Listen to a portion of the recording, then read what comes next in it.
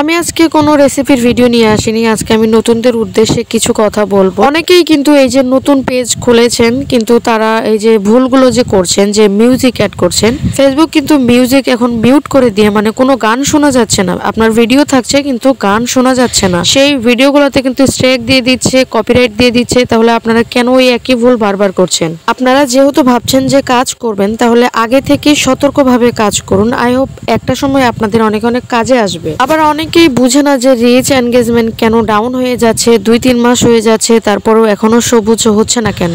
অনেক কন্টেন্ট ক্রিয়েটাররা বলে যে এই করলে সেই হবে, ওটা করবেন, সেটা করবেন, কিন্তু সেগুলা করতে গেলেও কিন্তু কাজের কাজ কিছুই হয় না। বিকজ তারা কিন্তু কখনোই খুলে বলে না আসলে রিচটা কোথা থেকে আসবে, কি করলে রিচটা আসবে। আজকে আমি এই সব কিছু বুঝিয়ে দিব এই ছোট্ট একটা ভিডিওর মাধ্যমে। যদিও ভিডিওটা খুবই ছোট, কিন্তু আমি শর্টকাটে কথাগুলো বলার ট্রাই করব। এখন অনেকেই বলবেন যে আমার এনগেজমেন্ট বাড়ে না, রাত 12টার পরে এনগেজমেন্ট কেটে নিয়ে চলে যায়। মনে করেন যে আপনার ভিডিওতে যদি কমেন্ট না আসে, তাহলে এনগেজমেন্ট কিন্তু কখনোই বাড়বে না, বরং আরো কমবে।